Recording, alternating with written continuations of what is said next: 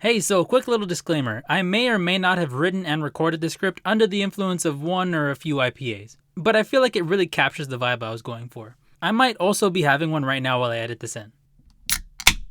Anyways, enjoy the video. So I wasn't sure if I was going to make a video about No Way Home, but it has just been itching at me since I watched it on release day. While it is by no means a perfect movie, I did love it, but I eventually realized I was complaining about it more than praising it. During New Year's, I finally got to talk to some people about how this movie made me feel, and I had a lot more to say about this movie than I first thought. Marvel? Marvel. Marvel.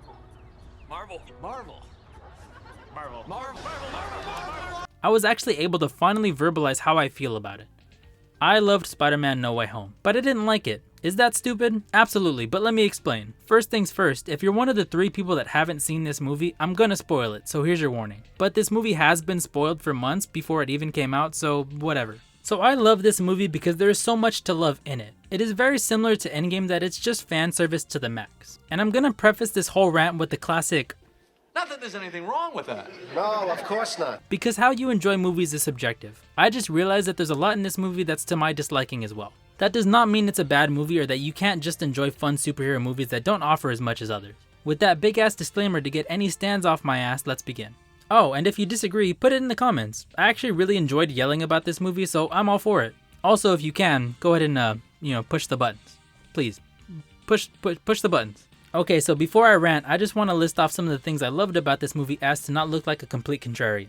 Obviously, the most exciting part of all the promotion was the return of beloved Spider-Man villains portrayed by their actors. Alfred Molina as Doc Ock is obviously amazing since he's kind of the focal point of the Sinister Six. And of course, Willem Dafoe puts his whole goblin ass into this performance. That man is allergic to a bad performance or something because he literally never misses. But 2 of the villains aren't even really here. Did you think we wouldn't notice? They're never really a problem, but they play a small part in a bigger problem I'll talk about in a bit. We're still being positive right now, so I don't want to get too carried away yet. The other actor they decided to actually bring back on set was Jamie Foxx, and as much as I love the song Blame It, his performance in this movie just makes me feel... Oh my god, corny, lame, boo, tomato, I'm throwing tomatoes. I'm only kidding, he wasn't that bad. His motivations are definitely a little shaky, but he had some nice moments. Okay, big surprise. The 2 old white guys are back and had me and the audience crying.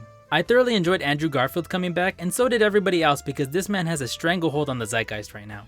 He was great as comedic relief because to me he has always been the funniest and cheekiest Spider-Man out of the 3. I will say I hated that they made him the, oh my gosh, I'm so lucky to be around you both, I'm nobody's favorite Spider-Man, ooh woo. You're my favorite Spider-Man, motherfucker, act like it.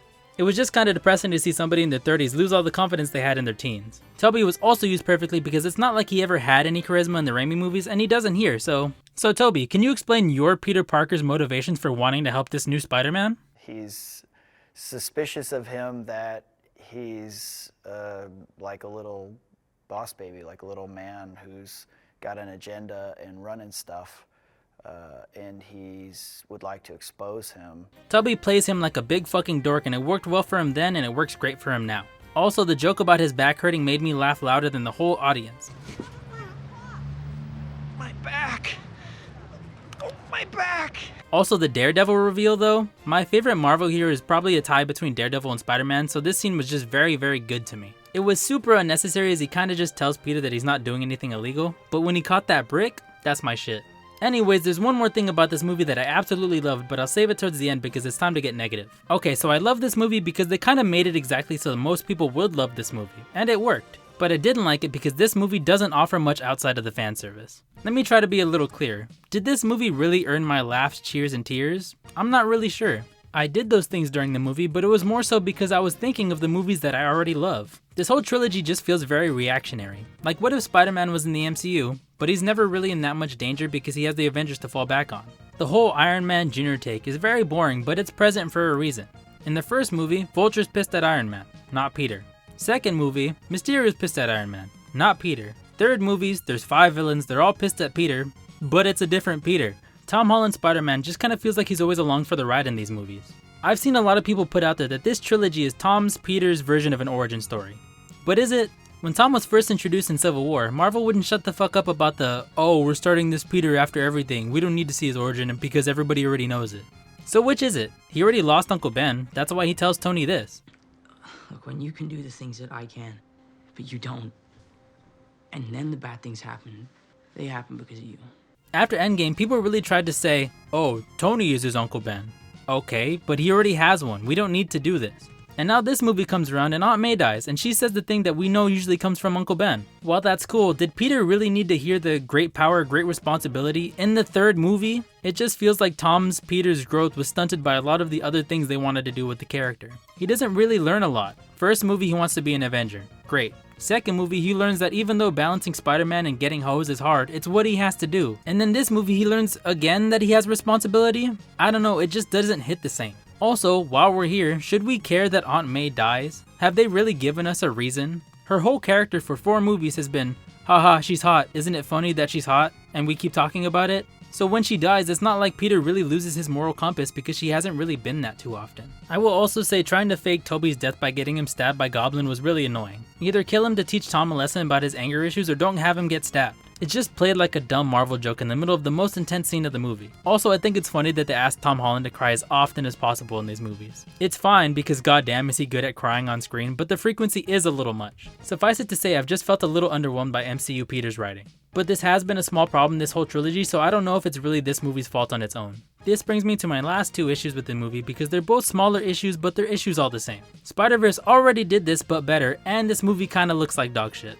I'll stick with the former point first because the last one is just a little nitpicky to be honest. So we all love Spider-Verse, and if you don't, go ahead and click that little red X in the corner of your browser and fuck off because that movie's perfect. Anyways, in my opinion, Spider-Verse did everything this movie attempted and did it better. Spider-Verse was able to tell a cohesive story about the multiverse in one movie, and the MCU is still kinda struggling to play with the multiverse while having it still make sense. This movie really does backflips to make the fan service reveals make sense. Everyone in No Way Home turns into a fucking himbo. Peter almost kills thousands because he wanted to get into a specific college. Doctor Strange is literally just trying shit, and the villains kinda just sit around waiting for a reason to fight until Goblin pops shit off. Spider-Verse was able to juggle a story that gets to the core of a Spider-Man story, as well as having a fun cast of characters that makes it a multiverse movie. Honestly, that's more of a credit to Spider-Verse and less of a critique to No Way Home because that shit's difficult. While Marvel and Sony did a good job with this movie, it doesn't reach the same heights. It kinda felt like they couldn't just let Spider-Verse exist. Like that movie was good, but now we need to do it in live action. I am a staunch proponent of animation being a better storytelling avenue than live action in a lot of instances, especially when crazy shit like this movie happens. This brings me to my last problem with this movie. It looks like shit.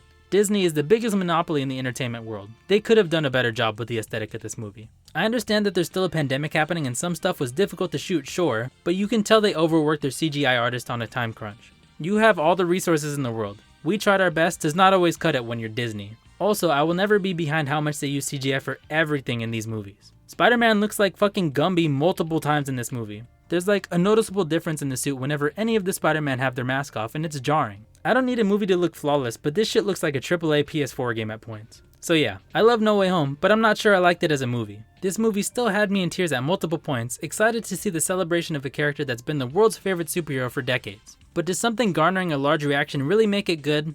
That's up to the viewer really. And while I'll always have my gripes with this first trilogy in the MCU, like how little we ever get to see Spider-Man swinging around New York, he stays in Queens for most of Homecoming and that makes sense, but the second movie fucked up. You never take Spider-Man out of New York.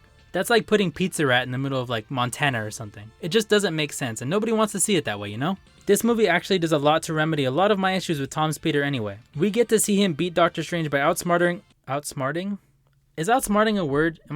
We get to see him beat Doctor Strange by outsmarting a literal doctor in this movie. That's some cool shit. Marvel does great work when they have their heroes meet, but the fights between the heroes have always been just okay. This one really felt like I was watching a comic book unfold.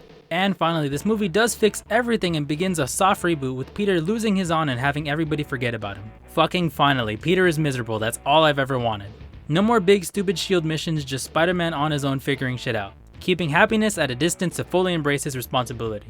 Hey, wow, that's some great Spider-Man development. I'm glad it only took 3 whole movies in the most surprising crossover event of all time. All these complaints still don't take away from how great of an experience this movie was. 5 out of 7. Either way, we're in a good place now and I need the next movie as soon as possible. Oh, for fuck's sake.